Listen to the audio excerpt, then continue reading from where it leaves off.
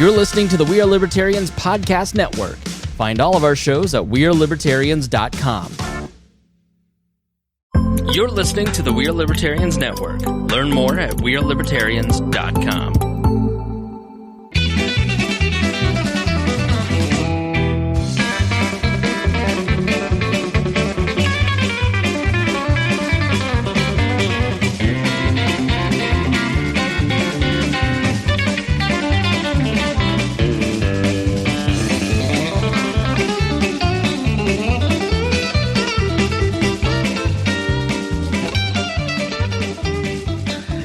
Welcome to the Boss Hog Liberty Podcast. This is episode number 399 of Decentralized Fair Podcast. Jeremiah Morrill here. Mr. Bones is in the co-pilot seat. Howdy. Mr. Zach Burcham is over there in co-host mode. No, well, I mean, there's only three of us, so yeah, you put on we're a nice throuple. shirt. Oh, boy, I didn't. I was home for like 25 minutes. I didn't have time to change after I got off. That's a work. luxurious amount of time for you today. Yeah. This is the least busy Thursday you've had in a minute. So that's the crew. I didn't have the show notes pulled up, and I've only read this off 400 times in my life, so I don't know why I can't memorize that. Dakota does it off the top of his head. He won't be here for 6 months. He'll know it immediately. I've done it hundreds of times. Not a kid. Haven't missed 399 shows. I've missed 2. This week was the 1-year anniversary of me missing my first show. By the way, that was the Jeff Woo Watterson and Zach Burcham and Dakota Davis episode, as I was stranded up in Porter County, Indiana. Porter County, you know where that is? Up near Chicago. Valpo. I was stuck in Valpo, in the Meyer parking lot. Anyway. Neither here nor there. Today's show, we're going to do a little potpourri of the news. Got some local news, some state news, and a little NBA wrap-up and sports wrap-up, because we've been following a story, but it got sad. The show is about our lives in rural Indiana. We're here to push your boundaries and make you think as individuals. Sometimes we'll provoke you, other times we'll make you laugh, but hopefully you'll always learn something new. If you are a contributor to the show through the thing we call Patreon, at any level, you get extra access. You get a copy of the show notes. These guys are liberty-fueled financiers. The show notes are written by your hosts. However, this week the show notes were also run through the AI bot. Yeah. By Jesse Riddle.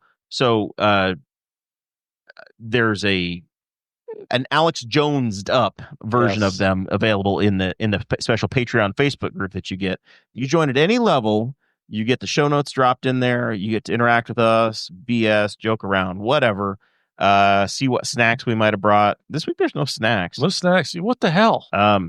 I'm just here to disappoint. It's been 107 degrees outside. We're just trying to survive, man. We all now know what Sarah feels like. Disappointed. Yeah, man. Listen, I've got Bucky's hot sauce. You want that? Will that make you happy? No, we're good. All right. Yeah, there's always hot sauce at the banana stand. And Malort. And we got Malort in case we need it. So anyway, if you're a patron, you get all that extra stuff. If you are $50 or more a month, you get even more bonuses. Oh, yeah. So we had a walk-in today during Patreon we did. as well. Blake Reese came in. If you pay $50 a month, you just walk in. You just walk in. We don't turn the lock. Just comes in. He joined us. He made some swag for the co-hosts for the big 400th edition, which is Tuesday, by the way. Tuesday night, episode 400 of the show's coming up. So Blake Reese over at Varsity Outfitters does custom apparel, custom merch, whatever you need. Does all of our logoed apparel nowadays. You can check him out. What else we got? We got Jonathan Phillips over at Wetzel Ford in Richmond. Yep. Get yourself a new F-250 for the camper you're going to pull out of Walnut Ridge RV. Tommy Oaks is over there. Yep. Tommy's got all kinds of stuff from your entry level pop-ups and hideouts, and all the way up to the big toy haulers, big killer toy haulers, Brinkley fifth wheels, whatever you want. Yeah, any size. We had a campground over there too. You know that? You buy a camper there, and then you get a couple nights of free camping across the road in their campground. Oh, do you? Yeah. Oh, that's a hell of a deal. Yeah. You get to test it out, test drive it right there. Or So just, if you don't like it, we can just keep I trying think this you can process just abandon it right there. Yeah, and just they'll trade it in. go across the They'll road. trade again. We'll Yeah. try it again. Yeah, they'll find you a camper. Keep Yeah. buying them until you find one you like. Exactly. I got to say thanks to Pops Recycle and Memorial Monument Cleaning. Yep. Brush County based businesses, God's country down there where you're from. Yep. Back where we love everybody and Everybody love everybody. everybody loves everybody. Everything's made up. Points don't matter. So those guys are all a tremendous part of the show and helpful for us getting on the air each and every week. It's a very comfortable 70 something in here today. Yes. So considering the fact that it's been 9,000 degrees all week, with humidity of 102, this is pretty good. Has been fun though, because you're just existing, and then out of nowhere, here comes 2 inches of rain and a thunderstorm, and then it's And gone. sometimes again. the sun never goes away though. Like Tuesday it rained at one point, but I could still see blue skies. I missed the fact that it was coming down at all, and we were getting a pop-up storm, and I looked outside, and I'm like, why is the concrete partially wet? That would happen. Dogs get in because it came through so fast that the ground it dried a lot of it, but the places it pooled, it was like, why the hell is it wet outside? I had a couple times where like I had to go downstairs for something, come back up. I looked down, like, when did it rain? Because I literally there's a window next to my desk when I work from home. And then yesterday at one point it rained so hard I could hear it at work over the HVAC, over my headphones, everything. I could just hear it pounding on the roof. Yeah, that was a pain in the ass. I was 20 feet from a window or a wall, but I could hear it. All day long, it was hot and miserable. And I'm at Keystone Mall, so I get a little relief when I have to walk inside and deliver the stores or whatever. By the time all the rain hit was the time I had to do pickups on the outside of the mall. So it was a pain in the ass. I'll say one thing though. Yesterday, You ever got a parking ticket in the big brown truck? UPS pays parking tickets. So if you get one, it's just the cost of doing business. Yes. Do you receive them sometimes? I've never received them, but I've been told I had to do downtown Indianapolis one day, and they said just double park. We'll pay parking tickets. We'll deal no matter what. Yeah. You don't have a problem blocking traffic. Not a problem. The end, just whatever. Turn on them flashers and just wing it. go around. yeah, I bet it was just when the sun stays out, it gets awful because then it just steams. Yeah. It was cool yesterday, cooler. I wouldn't say it was cool. It was like in the mid 80s yesterday, or like 80 when I got home from work yesterday, and it stayed there because the sun just didn't come out. And that was a welcome relief. Today it was basically 90 degrees most of the day. Yeah. And then I was driving back from Indianapolis on 70 from the downtown Indy area to Henry County. Twice it went from 90 to 82 in just torrential rainstorm. And then you get back out of the storm and about a mile later, back to 90 degrees. Yeah. Just an 8-degree drop when the rain came down.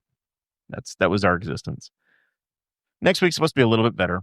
4th of July, Independence Day is coming up, guys. There's been an announcement from the Henry County authorities. The last few years, it's been like, hey, I don't know if we're having fireworks here or not. This is the 99th time that they've had fireworks for Henry County at Memorial Park.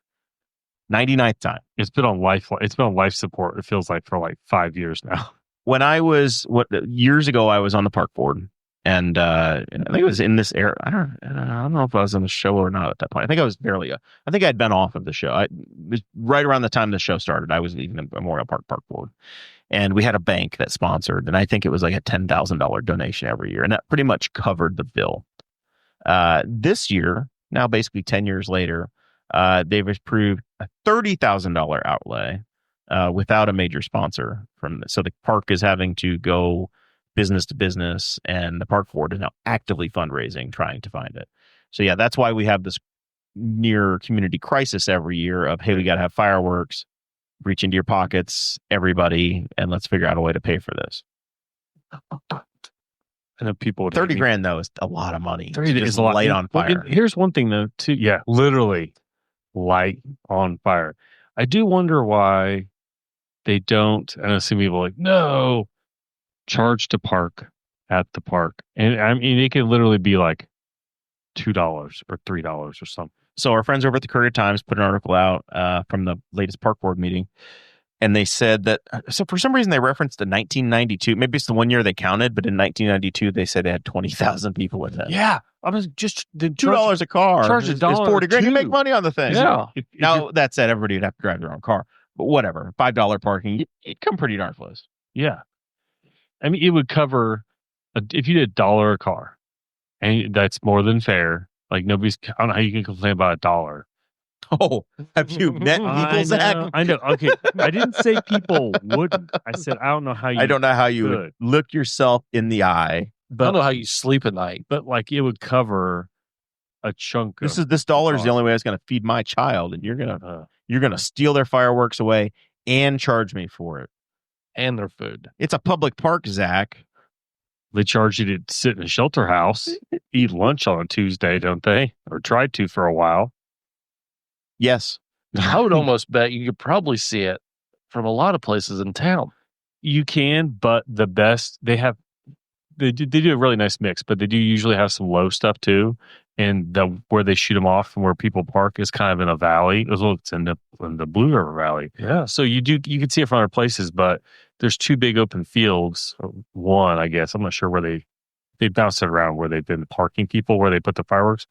But there's at least one big open field where people come and like tailgate for the day. So it wouldn't be a big deal. But like I said, $1. Throw up, even if you threw up a create a Venmo or a PayPal and throw up the QR codes and just say, hey, you want to chip in on this? Send us a couple of bucks. they could do reserved parking. Map That's them out another thing. and do reserved tailgating spots for the day, And I think and let people just come in for the Who the day. hell's tailgating for the you gotta get there fireworks? early. They're there all day, man. You gotta get gotta get there They're early. there all day. It's a thing. People said that people get to the YMCA early and they'll sit there because that's got a really good spot. It's like a parking lot adjacent kind of thing, or like just across the river. I don't know what the weather looks like. We got a good read on the July 4th weather yet. It's still a ways out. But if they need a backup date, it is July 6th. It's not July 5th. It's July 6th. Why do they go all the way to Sunday? I don't know. 'Cause I don't know. Maybe it that's- gives them enough time to clear it out and then reset with the staff. Maybe they want to give them Saturday off. I got 84 and sunny. 84 and sunny. I would Sunday. You know, the sun really gets in the way of the fireworks. Luckily, my kids don't really like the fireworks, so we don't typically go if we're in town. But Sunday night would suck because you can't even start them till 10 Correct. Yeah. because his sun is still up at 9. We've had that, and we've had that discussion on here before about, sometimes July 4th is on a perfect day. This is a Friday. Yeah. It's an amazing time to have the day off. You got something you're trying to make it a 4-day weekend. You need to take Thursday off. You're set. You've got the whole weekend. This is the perfect July 4th weekend. Yeah. When it's on a Wednesday, it sucks. When it's on a Thursday, it's it's a like- little better, and you Yeah. can take off Friday. But this is the perfect one. If it's on Friday or Saturday, it's as good as it gets. When July 4th lands on a Sunday, yeah, it's sad. Yeah. Little frustrating, Stinks. especially in the western end of the Eastern time zone.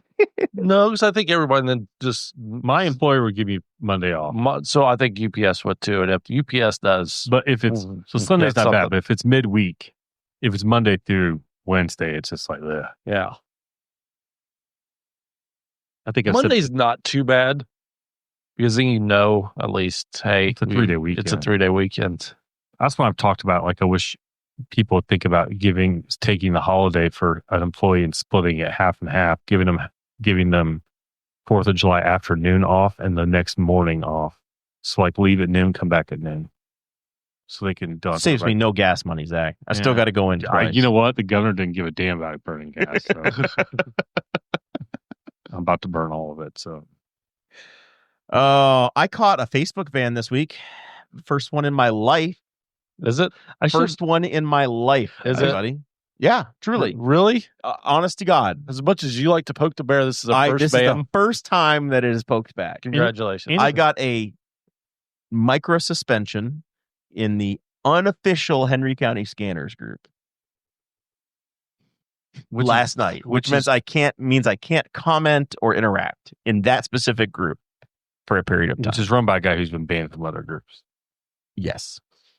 It's like the 3rd or 4th tier scanners page. What is an actual scanner?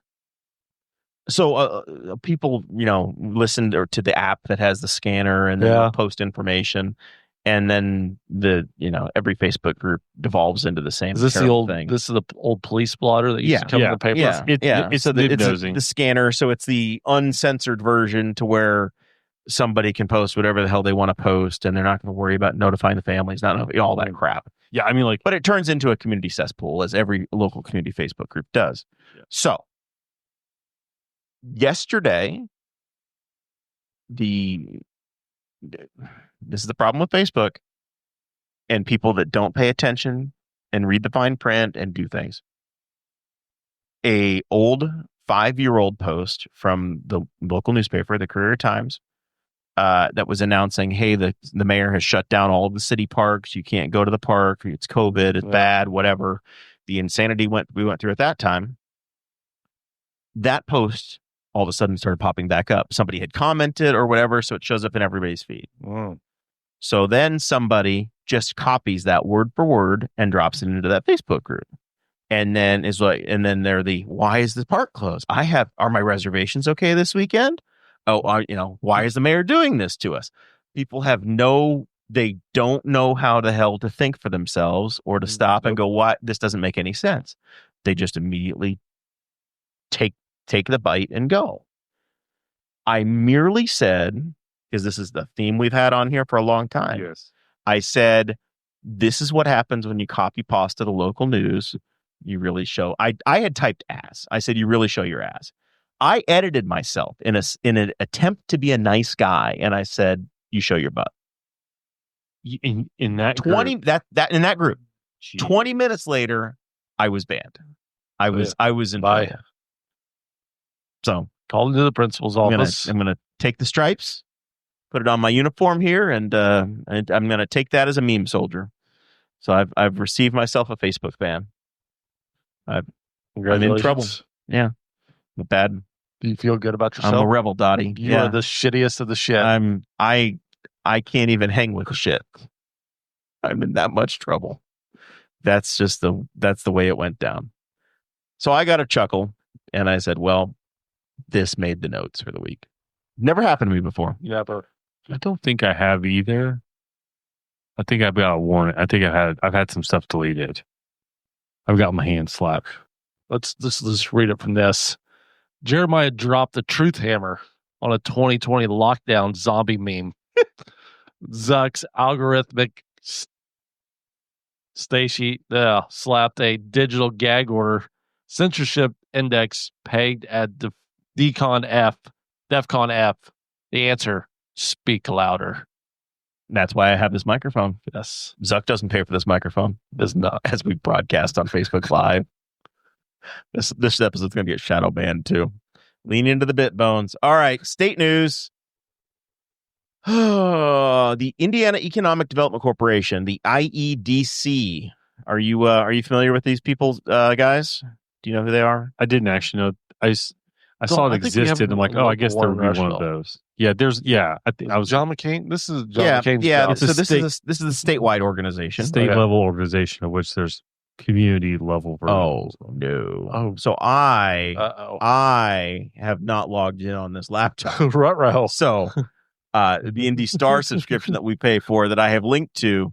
Let's see if this works. I think we're okay. I think we got back in. I think we're gonna be all right. Calm down, folks. Please remain calm. We're gonna be okay. We're fine. The shadow banning has started. They're just taking the car keys away, and he starts dropping the hammer. I'm gonna call the hammer. Have you been hurt in a truck crash? Call Isaacs. Bones, if you knew the group that he got banned from. Here's the thing. I don't want to know him. But I mean, it's like, yeah, temporarily banned. I think if I apologize, I'll get right back in. Let's try it right now. You really show your butt when you copy pasta. So June 23rd, Mike Braun let go of 8 people that were on the Indiana Economic Development Corporation board. It's a quasi-state organization. Among the people that he got rid of were the Penske Entertainment Corporation president, Mark Miles, the chairman of Lake City Bank, Mike Kerbaki, the founder of Fair Oaks Farms, Sue McCloskey, and some other people. So they all got tossed off. He added 9 new people, including John Gregg, the former Speaker of the House and Democratic candidate for governor a couple of times. The guy that owns Family Express grocery stores, or convenience stores, the Village Pantry of Valparaiso, essentially. Gus Olympus. There's an entrepreneur named George Thomas. A bunch of there's a union type guy, an industry entrepreneur named Greg Gibson, Dick Wakefield, who's the chairman of Waterfield Enterprises, and Chris King of Shelbyville, who's a vice president over at Runnable Construction, and the guy that leads the Indiana State Department of Agriculture, Don Lamb. So they all got appointed. Braun is the chairman of the board. That's the way it works. The governor has up to 15 appointments on there, so he got rid of 8 people and he added 9. He can have up to 15, so he's going to keep adding more folks. This organization has taken a tremendous amount of Boone County, and they formed what is called the Leap District, which was a massive political football over the last few years. I think we've talked about it on the show as well, where it's a mega site for economic development. They are putting in brand new roads, water, infrastructure, and there's a big Eli Lilly facility. I think there's a big Facebook facility that's rumored to be going in. And there was a tremendous amount of water that's being taken from Tippecanoe County and piped down to this thing in Boone County. So it sits between basically the Purdue campus and then the city of Indianapolis, and it's supposed to be this big tech corridor. It was not super well received by a lot of folks in Boone County. Became a big mess. The locals weren't a big fan of it. And now the governor has come in and basically taken the car keys away from this organization, from the people that had done it.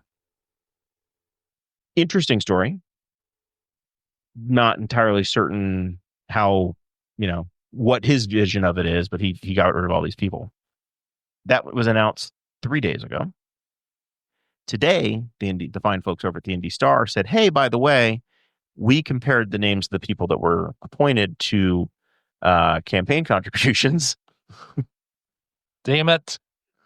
$260,000 donated between the 9 people or the 8 people that he just appointed and the recent governor's election. They caught us. $260,000. They did go and ask Mark Miles for a quote, who was one of the guys that got tossed off, and he's obviously in charge of Penske Entertainment. And he said it'd be really stupid to go donate a bunch of money to get a Ford seat on the IEC because it pays nothing. Sure.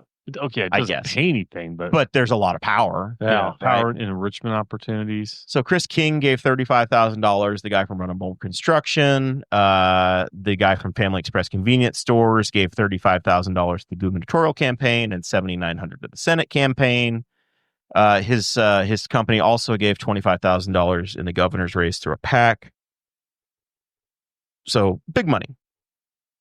And then George Thomas of Granger, the guy that owns Lakota Trailers, he gave $126,000. So he's a big chunk of what was given there. You guys, are you okay with this?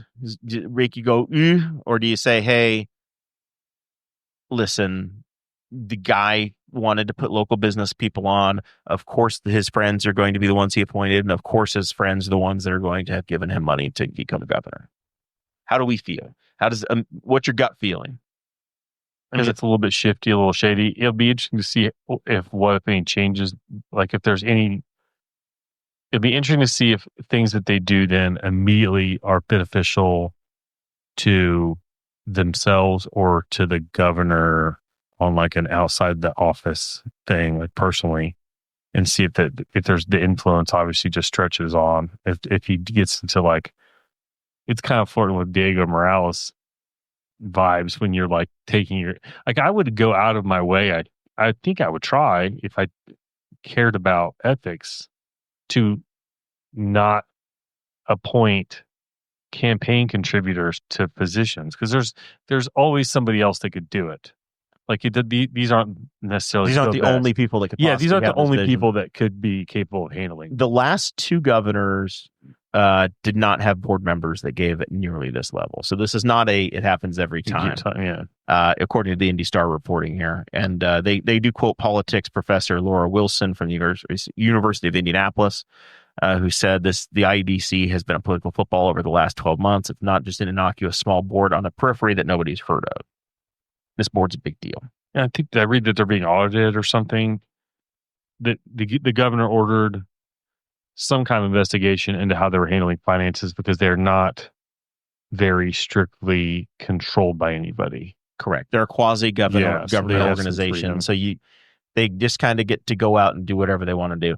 And if you're one, there's winners and losers, right? If you live in the community and you wanted to have a nice quiet farm ground, all of a sudden now you're in the middle of the biggest super site in the eastern part of the United States. Not exactly great if you're living your quiet, idealistic lifestyle. If you go to Purdue and you want a tech job and you're going to go work at Eli Lilly, and this is going to be great, right? I mean, it's ultimately there's going to be people that are winners, there's going to be people that are losers, but this has not been under the cover of sunshine. The governor knows that, I think, and you're going to see him put his imprint on whatever the hell this is going to be next. The Leap District was a big part of the Eric Holcomb legacy. Good or bad, I don't know. That's 20 years from now. We'll probably know more about it. Busy week for the governor. He also said that Indiana University will be freezing tuition for the next 2 years, which is very Mitch Daniels-esque at Purdue University. I think they went 15 years or so. Yeah. So it's not just IU, though. It is all 15 public institutions. I was going to say, it was all of them in the state, aren't they? Yeah. So for 2 years. So if you want to go to Ball State, you want to go to IU, any of the regional campuses, whatever, tuition is going to be frozen. It's the first time since 2010 that more than two Hoosier campuses have frozen tuition at the same time. The state also cut the budget, I believe, by 5% to all the universities as well last year. So, just like stomped on their foot and elbowed it in the sternum, just like a 2-shot. There's a graphic here. The Indiana Capital Chronicle has put together a price on what it would cost you to go for a year. Is this for the year, Bones, or is this for a semester? Looks like the year. This is for a year. Yep. So if you want a year at our most expensive school this year, that would be IU. For your tuition and fees is $12,100. IU Bloomington. IU Bloomington. In-state tuition. Wow. $12,000 for the year. That's kind of a bunch. So times 4, right? You're looking at 48, about $50,000 for an IU deal. If you just say, hey, look, I got a Ball State budget, $11,076. It's not much of a Ball State budget. It ain't that much better. It ain't that much better. Ball State might be the second highest. Does it have out of state there too? Does it just not in the not in what I have at my fingertips, sir. I've been out of school for 20 years. Yeah, I've been out of school for 20 years. When I went to Ball State, out of state was 10, and I think in state was like 4 to 5. So it's gone up a chunk. Like, I hadn't seen those numbers in a while, so that's kind of a little bit shocking. Purdue Lafayette is now cheaper than Ball State University. If you go to Purdue West Lafayette, $99.92. So theoretically, taxes, title, and fees, you can get yourself through a 4-year career at Purdue for under $40,000. And that's probably related. That's probably kind of tagging along on the Mitch Daniels. They've frozen for 15 years. Yeah. So it has not. It hasn't gotten. I would disagree with it. Like, because when you go to a campus, campuses are really frustrating because the minute you graduate, they're asking you for money. Ivy Tech? Yeah, because Ivy Tech is it. So this doesn't apply to Ivy Tech for the most part. I'm a graduate of Ivy Tech. I got my associates there. Ivy Tech is included in this freeze, $51.54. So $5,000 a year. You can get your 2-year degree at Ivy Tech, and then you can go to Ball State for 2 more years. And in theory, you could go have the hybrid experience and be out the door for about 30. Yeah. it is frustrating when you go to campuses. Everything's going up and up, and there's just like I get there trying to bring people in. It's like hospitals. It's an arms race of how much money can we spend on stuff that has absolutely no impact on the educational experience, landscaping, and some of it I don't mind. Like you know, Ball State built a bell tower twice while I was there because they didn't do it right the first time. And it almost got finished and tore it down again. Although I'm assuming the contractor paid for that. There's all this stuff that gets like, this is a new dorm. It's got water fountains, all like waterfalls outside and stuff. And you're like, some of this you're like, okay, I want campus to look nice, but it doesn't need to be this like. Doesn't have to be the showpiece. It didn't have to be a showpiece for you to bring alumni donors back and try and squeeze them for more money constantly. Meanwhile, like La Follette, when I was there, which was still staying at the time, still didn't have air conditioning. So I was like, some of the kids don't have air conditioning, but look, we got all this other stuff. So That's wild. Here, you just spent, say, you just spent $70,000 to get just a bachelor's degree. You graduate, you do all that, you go get a job. Here comes IU. Can we have some more money? IU East, $8,400 for a 4-year degree, each one. Each year. Go to Richmond. Yeah, one thing I'm curious about, and it's a stat I guarantee you is somewhere, but like at what point, because I don't think this is the case anymore, is the average income of a fresh graduate, when did that cross over to be less than the amount of money they paid for that degree? Because I think when I went to school, you got out, you made more than you could have, in theory, spent your first year's income and paid off your degree at the time. And that's not the case anymore, I bet. The cost. I mean, $40,000. Like if you spent your first year's income paying your degree off at Purdue, you probably would. Purdue, It's getting really close. close to that point where Yeah. it used to be very easily not that case. IU Bloomington, 48. That's a chunk, man. Yeah, that's honestly, that's a chunk, and that's not it. That's not feeding you. That's not any housing. No, and the housing when I was there at Ball State was darn close to the amount the tuition was. Tony Roach is watching. He says, Tony and I were park board members at Memorial Park back in the day. Tony says bananas cost 3 cents. No, he says Ball State 1979 was $300 a quarter for the full load, $900 for the year. Summer job covered that at $3.10 an hour. And you could buy a house for $40. It was amazing. Ron Milford says that when he started in 1983, $3,500 to cover it. Yeah, I can tell you that my Ivy Tech degree cost me probably about $8,000, and I went to Indiana Wesleyan for my bachelor's, my last 2 years of that, and I think that was about $27,000 sticker price. Thank God for some scholarships and things that helped us out there. Tuition reimbursement, or else I'd be fighting that Some battle. of these prices are a little high. Little nuts. Yeah. Yeah. If you're thinking about having a kid, you should probably start that Hopefully they're not. that college fund yesterday. Hopefully they're not a smart kid. I mean, trade school, man. That's your best hope. All right. You want to talk about the Indiana State Parks? More state news this week. Little state run as you. This is a rumor that had been running around in our camping groups, Zach, for a little while, where park staff was saying, "Hey, these are the last maps we're going to get. These are the last maps we're going to get." We're like, that's kind of weird, but they made it official. The DNR has said that they are no longer going to be printing any additional maps of state parks. So you need to print your map at home or use your phone. They've got what they got this year, and we ain't doing it anymore. The grand savings, Mr. Bones? What was it, like $6,000? $100,000 statewide.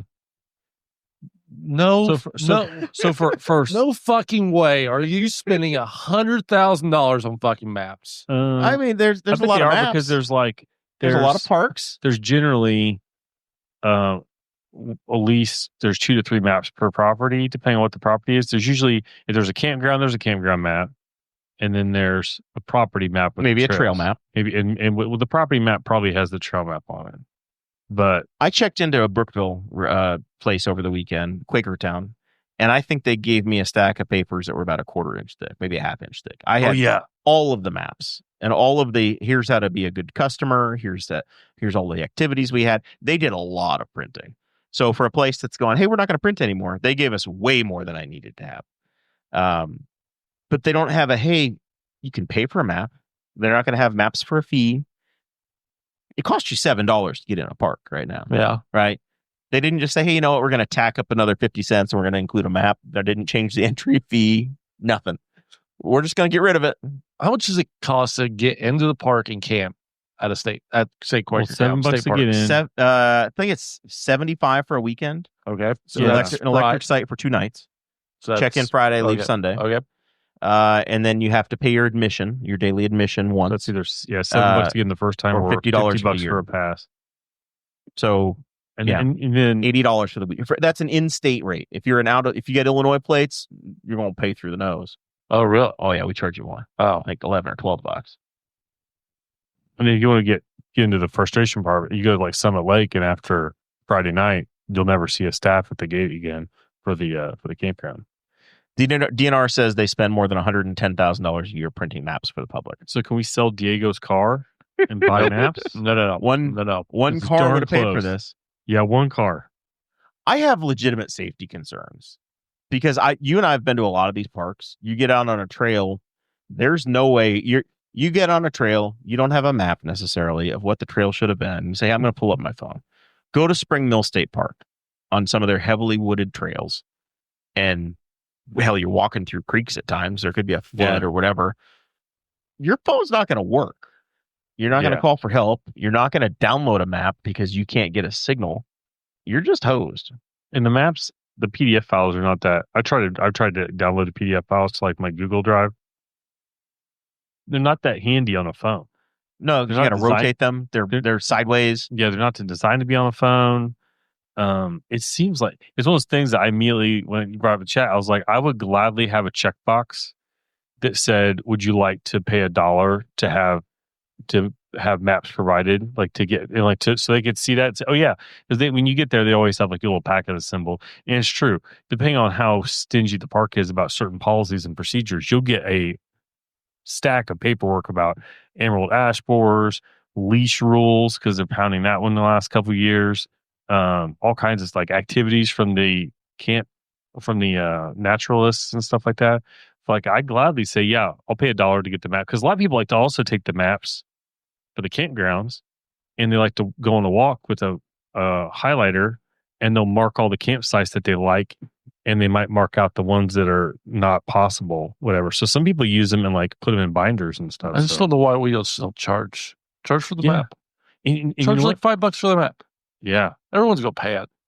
If you want one. Yeah. Or if you, on the other hand, I didn't need a map last weekend. I knew where I was going. Yeah. They gave me the packet. It was a part of the check-in thing. Make it optional. Do you want a map? Yeah. Here's the fee. Now that has been the case at a lot of parks lately. It's like, do you need a map?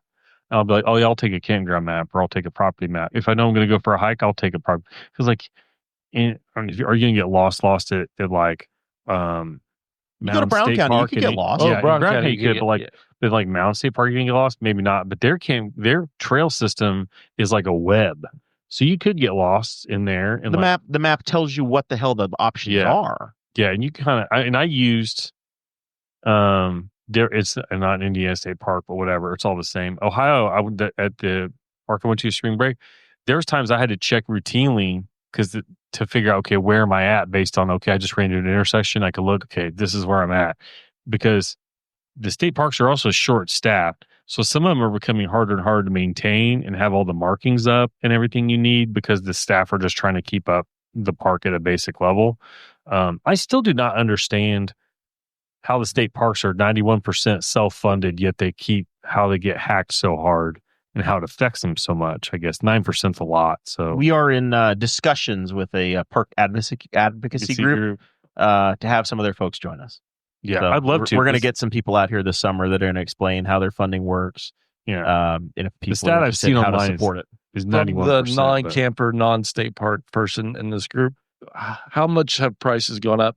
Say Never. that They almost- don't. They went not up. changed. in the last 10 years.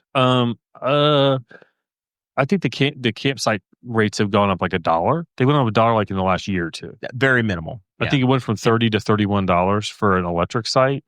And then and then like if you get a premium site, it might be $32.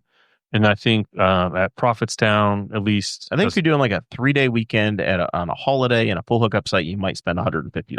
Yeah, Like that's the top end. Prophetstown you're spending. full hookup was last I looked was $40. I'm not sure if there's a holiday weekend rate, but that was like that's a park that doesn't have in the summer. There's not an off peak time. It's like that's one of the hardest parks to get into. So yeah, it's super affordable considering that if you go to and it should be affordable. It's a subsidized thing. Yeah. You are paying. Yeah. You're already paying for it with your tax dollars. But like when I went to exist, and they charge a daily entry fee. When I went to the Loves on the way down to Florida, it was $53, and it was like piece of concrete. That was it. There was no, and like with hookups, but still. So yeah, the state parks state parks are great. Somebody posted on Facebook today. They're asking, where's a good state park for a good experience? I haven't had a bad state park experience yet. They're all great in my opinion. Some are better than others for what you want, but I'm just saying, why can't we just charge a couple extra bucks? $15, $20 more? 15 to 20 would chase some people off. But like, I do think that, and then the cities had this problem too. They need to look at stuff and make small incremental increases and not go like 5 or 10 years and feel like we're going to double it, guys. Yeah, don't do that. Now it's going to cost you $150 per weekend. The only campers you're going to see in there are going to be like 40-foot toy haulers that those people just have more money than sense in there. If you do increase to a point where people have to think about it, some of those won't just randomly make a reservation that they're never going to use and never cancel it, never do anything about it. If you make it worthwhile to actually show up and use it, so you won't have things sitting empty. That's a whole other thing I love to know about what's going on with the empty sites. I keep hearing theories about it, but we're going to follow up on this story. But I think it's a bad look. The governor has a lot of latitude. Do what you want to do, but this is one of those where it's like, come on, guys, $110,000 it's maybe 2 staff members. Like, what did we save in here? Honestly, replace a vehicle a year later, a couple of vehicles a year later, or don't buy a tractor this year. Delay something a year. You'll still get your maps, or find some other revenue sources. Hell, use a friends organization. You got 20 state parks. Each park needs a printing budget of $15,000. It can be figured out. Sell ads. Yeah. Just sell ads on them. Why can't it be this? Yeah, this park map is brought to you by the Liberty Bell in Quakertown. Okay, and I'll tell you what, because that would do 2 things. That solves 2 problems. Is if you hit up certain places that benefit directly from the park being nearby. So like, the local ice cream shop. I was going to say, you at Quakertown, you'd sell Jace. Sell the local grocery store, or like for Summit Lake, you could have, there's an ice cream shop and a bake shop outside. You've got 1000 Degree Pizza, which is a first call. Somebody asks, hey, where do I go get some food after I set up camp? I don't like to fix food or whatever. 1000 Degree Pizza gets brought up. I guess there's like a restaurant now where the Summit Mart used to be. Jack's Donuts could probably throw an ad there. I guarantee you Hard Truth would donate stuff for Brown County. Oh yeah. So you could it'd also be a good way to say, these people are not only supporting the park, these are also the places you should go to. Tear this off in the area. Yeah. Yes. Yeah. Very workable. Very workable. I'm trying to. But no, we're just going to cancel it. We're not going to think about it. We're just going to say, fuck it. We're not printing them. I'm not going to lie, guys. I think we're going to keep fucking around here. We're going to get new jobs at the park. No, we're going to own the fucking state board park. Board is going to be here. Us 3. Okay, so I did the math. That saved them 0.14% of the budget. The DNR budget for the year is about $78 million. I know I'm not saying penny. That's just, should they look for things they can save $100,000 at? Yes. Should it be printing paper maps? No. Someone needs a new Tahoe High Country. Yeah. Yes. That's for sure. I'm like, or like, and yeah. And there's so many ways they could save the money because there's so many vehicles. There's got to be some other places because like I said, it's a bad look. It's a bad look. It just is because it's just that's a direct. I bet that they could easily. I bet I could send my 12-year-old in there and give him a little tour, and he could find $110,000 in savings somehow in a day. All he has to do is fire 4 people. You know what? Honestly, Nobody knew Susan anyway. honestly, like 1 or 2 people, because This person doesn't need to be at Patoka. I work I want my map. I work for the state, and the state talking about, okay, here's something There's dead weight. Here's something they could have saved money on. The state took the time to send me a letter in the last couple of weeks that broke down all of my off-check costs to the state that says, hey, this is how much you actually cost us. Like, they sent me a thing that said, just in case you wanted to know, Just so you know, you're not cheap. how much paper did they waste on that? How many state employees did they send that out to? They could have just sent that to me in an email. Could have just fired all those employees and we'd have our park maps. Yeah. I wonder how much is it going to cost in a lawsuit and someone gets hurt or lost. Or one person. One person gets lost, and we got to do a helicopter rescue in Brown County. That's $100,000. You just lost all your money. Guaranteed. It's all lost on one person in Brown County, or Clifty Falls, or Turkey. Turkey Run had two lifeline calls in one weekend a couple weeks ago. So one more. And they had of those. printed maps. Probably could have been 6. Can you imagine? Idiots. Cutting off your nose to spite your face. That's the way I feel about this. Penny wise, pound foolish. Can't see the forest for the trees. All the things. The NBA season is completed. The Indiana Pacers went the maximum 7 games. Congratulations. It was fun. That was fun. It ended not the way anybody ever wanted it to end. They led Game 7 on the road at halftime. Tyrese Halliburton's leg. I was watching a Monty Python skit today. There's this one about the guy who says, went to bed, I woke up, and I have one sock too many because a lion ate his leg off in the night. And it was just a 'tis but a flesh wound kind of a thing. That's the way I feel about the Tyrese Halliburton injury. Is it's like, damn it, just going along fine, and then you just saw it looked like a football injury, a non-contact, just collapsed to the ground, and I guess it was the ACL, the Achilles. Yeah. And because this damn season's been going on for 9 months, it's time to play. The draft isn't happening now as we speak, and the game was Sunday, and they're playing again, I guess, in October, so 4 months from now. So he's out for next year too. Yeah, I heard one thing said maybe 10 months. At best. At the very best. And that means if he's back in 10 months, until it'll be the end of the season before he's actually able to play at any sort of. Yeah. It'll take some time to get back into the swing of it. Which, if anybody paid attention, we got back into the first round next year in the draft. So everything kind of looking up a little bit because we're not going to be very good. We can suck for luck now. I think I saw somewhere I heard the betting odds. The Pacers were still I think they went from 10-1 to 40-1. It went down significantly. They were pretty far down the chain. Went down significantly. It was a great ride, a lot of fun, but it was too long. Losing game 4 was the worst. Was the dagger, and you tried to keep a happy face, but they had game 4 within reach, and then you won game 6 at home convincingly. And then if you had Halliburton all the way through, I think it would have been a very, very, very close finish. And instead, the third quarter, you just got down by 20, got it back to within 10, if that was it. And winning game 7 on the road is not easy. No, at all. And the damn Oklahoma City people had already wrapped buses in their championship. Oh, I hope that was the motivation. I thought that was the motivation we needed.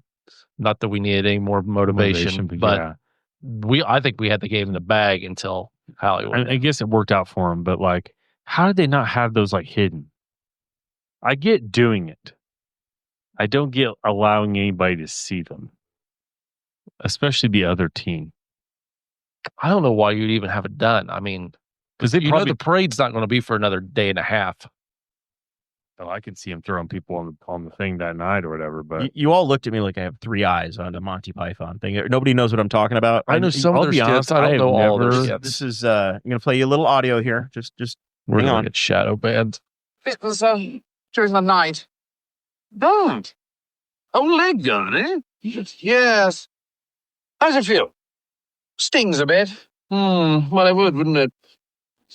It's quite a bite you've got there. Yes. Beauty, isn't it? Any idea how it happened? None whatsoever. Complete mystery to me. Man's leg was bitten off by a lion. That's a reach, guys. It's That's a spectacular. reach. I watched It's the perfect humor to go with the don't know what happened. Dude's been playing on a freaking calf injury for 6 games, and then out of nowhere this happens, and it's like, God dang it! Yeah. the playoffs have taken so long. Would you? Well, yeah, it's been going on since like April. Yeah. It's almost July next week. Should they have played Halliburton hurt like he was? It's Game 7 NBA Finals. Do you play everybody if that can drag themselves out on the court and play because there's nothing bigger than this, or do you say, hey, your career's worth more? Sorry, you're not playing. In hindsight, now, No, absolutely. You play. Yeah, I was going to say play, and especially because I think that, and maybe some doctor will come out and say, nope, it was related. The injury seemed to be unrelated to to like the calf. I don't know if it was the same leg or whatever. It could be related. Somebody could say it was related. But like, guy's got a lower leg injury. Yeah. He's been hobbling on, and then he has a non-contact injury. As he's hurt. same leg. I'm curious, but like, I think I'm you still have to though. I'm still a sportsman person when I say that you're working all this effort to get to this point. Yep. You aren't sitting. You got to go play. And I don't think it he is would what want it to be is. sat Nope. down. Nobody Like, he would knows. lose his mind. Yeah. So- Nobody know your career is defined on how many championships you won. There's very few people who we know have 0 championships that are relevant. Dan Marino, Charles Barkley. Reggie Miller. Yeah. You want to be them, or do you want to be the guy with the ring? You want to be Eli Manning, who Yeah. meh, but he's got 2 rings. Exactly. Yeah. His brother had to catch him, chase him down. But yeah, I think you have to play that game. You're hurt to push to get to that point. Yeah. And so then to say you're not going Because to. you don't know if If you'll he ever was get like- back there. If they had, you find out that, they'd done like a CT and they knew his Achilles was on his last leg. Okay, that's It was hanging on by a thread. Yeah, hanging on by a thread. But other than that, there's always a chance that something happened. I think I saw were like 3 Achilles injuries during the playoffs Yeah. by various players. All So, 3 superstars. I think this is one of those things where, and nobody wants to do it for sure, but and people argue about like the load management games off thing. It's one of the things you have to look at. Like, why is this season so long? And then is there a way you can build the season so that they aren't so beat to death by the end of it, and they're not playing, in the playoffs for a quarter of the year? It feels like the playoffs were that long. Because I know people point out like, they didn't have to use it back in the day, but yeah, but you could stick a center today on a point guard from 30 years ago, and he'd probably run circles around him. Yeah. All I know is The playoffs used to be shorter. When we were younger, Yes. the first round was a 5-game series. Now it's Yeah. a 7-game series. I think you played about every 3 or 4 days there for a little while. So it is what it is. The NBA playoffs. you used to play one. If you were at home, it was game 1, game 2. You take a game off day off to travel, or 2 days off to travel, and then you're right back in the back-to-back. This might have been about 10 days later than when the Pacers were playing in the finals in 2000. I think that was around June 15th, June 16th. Yeah. It's a touch later, whatever. It's just a chronically long season. They're Yeah. all The- chronically long, and none of them want to cut back. 'cause- NASCAR and the NBA are crazy long. Yeah. Baseball. And baseball's, yeah. Okay, I'll March to October. I'll say this about this. There's but snow on either side of the season. Yeah. Football's incredibly long. I'll Football's say this. short. I'll say this The about NFL's short. I'll say this about baseball though, and not saying College that the football's athletes really or anything. That is not as abusive a sport on most of the athletes that are playing it, because most of the time you're standing there Yeah. or you're sitting. in Baseball's dugout. every day, Yeah. but it's not intense. And the only ones that really Similar. are getting strained hard are pitchers. And pitchers, they have Yeah. a scientifically They're every thought 10 out. They are days. working those guys very specifically and keeping an eye on their pitch counts and stuff like that. So baseball's a little bit. Yeah, their season's like 160 games or something like that. 162 games. Yeah. One of those games is going to be played at Bristol. The Braves and the Reds, that they're starting to build the track. That was the other story I had, is that that game will be played in August, but the Braves and the Reds, they have started converting Bristol over to the Is the MLB infield stadium. that big? Oh, they've had NFL games. Oh, yeah. What was the biggest ball game? I mean, it looks tiny. It's what, half mile? Yep. So they're going to play August 2nd. The MLB Speedway Classic is the name, and they have started the transformation, bringing the dirt in. This has become like a multi-use facility. They'll bury it like anything and just dig it back out. I don't know how they do that. That's got to be the logistics of that. It'll be the impressive. first Major League Baseball game ever played in the state of Tennessee. It'll be the Braves, so it's halfway basically between Cincinnati and. Did you say the first professional? First MLB game in Tennessee. Oh, MLB. MLB. Okay. Yes. So they got to have. There's got to be a There's a farm minor system league game, somewhere. yeah. They got minor league teams, I bet. Chattanooga's got to have something. They're having to take out all of the pit road walls. I was going to say, that's the one thing I thought was like there's walls in there. Yeah. Yeah, but it'll be a nice. That whole track's going to just be modular. Like the whole facility is just going to be like Pick it up and move. It's going to be just Legos. It's just a parking lot. Yeah. They bury it, make a dirt track out of it. In 2016, they hosted 156,900 fans for a college football game, the Battle of Bristol, which I believe was Tennessee and Virginia Tech, I think. Yeah. I'm on Burgundy. Because Bristol, Tennessee famously is on the state line. The main street is between Virginia and Tennessee. The track sits in Tennessee. But, things are falling off the wall in here, guys. It's the heating and contracting. We need more Patreon money. But back to the Pacers, the one thing I really hope to see is Miles Turner not in a Pacers uniform ever again. TJ McConnell got a contract extension, right? That's very good. I like TJ. Miles, we can buy. You're 6'10". Longest like tenured Pacer, and you just want to get rid of him. Yeah. You can't rebound the basketball. I need you to rebound the basketball. Can't do it. He was sick, not a good excuse, because Jordan obviously had the flu game, but yeah, who knows? Putting in 124,000 square foot synthetic turf field, the same one that the Toronto Blue Jays play on in Toronto, obviously. Adding foul poles, fencing, padding, and Musco is adding 215 lights on top of the track. How easy is it? They're shipping a baseball field. It's the same material. I don't think they're taking one out of Toronto. Say, are they literally? But they're gonna use the same design or same product they use. It's just one game, or are we playing the series, like a 3-game series? It's just August 2nd. One time. Gee, that's damn. a lot of work for one. But they do the hockey.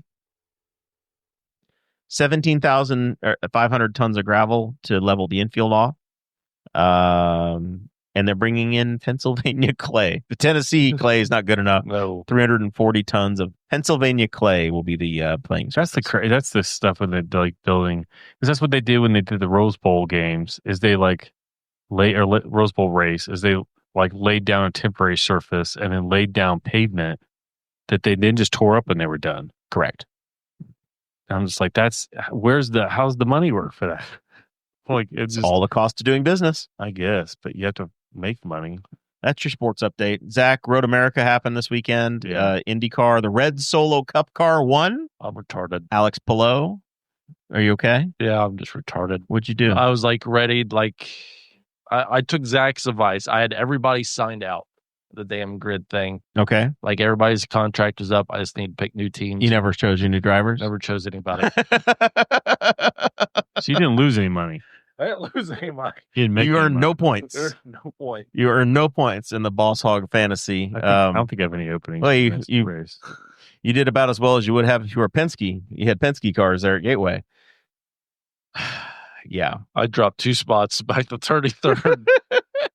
You're down at the bottom. Halfway through the season, Mr. Bones. I'm retarded. You can get there.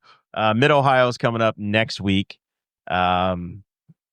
Still only 2 winners of IndyCar races. Yeah. Kyle Kirkwood has won 3 and Alex Palou has won 6. 9 races in. Fun year. Chevy hasn't won a race. Yeah, and supposedly Honda's won't their foot out the door. And Penske hasn't won a race. So they're having a rough. We'll see. Rough go. We'll see if Chevy wins the Honda Indy 200 next 4th of July. All right. That's all I got, Zach. You got any final thoughts for me? No, just hope it cools off. That's all I've got, really. It's been a long week. I'm looking forward to the holiday weekend coming up to not be at work. Other than that, There you go. 3-day work week next week, man. Yeah. You'll be okay. We'll make it through it. Mr. Bowens, thanks for being here. Anytime. Thanks for having me. You'll join us Tuesday. I will. Going to see you like every other day here for a minute. I know. So exciting. Yes. So exciting. I'm excited. I'm excited. Yeah. Maybe we'll break into some bourbon this weekend. It's hot. Yes. It's hot and you need a pool. Yeah. Who said that? Oh my gosh! Don't talk about that guy again. The Watson's girl. Oh, That's not Dapper. I was thinking of the other. It's guy. hot. You need a pool. That was Rachel. Watson's, whatever the hell. They got rid of her. Rachel, wasn't it? What? Was it Rachel? No, that's the new girl's name. It's a new Watson's girl name. Watson's girl, Circus 1994. I don't know The what her one name Reggie was. was Yeah, with. linked with allegedly. the fire starter. All right. No, that was the wife. This concludes episode number 399. We'll be back on Tuesday.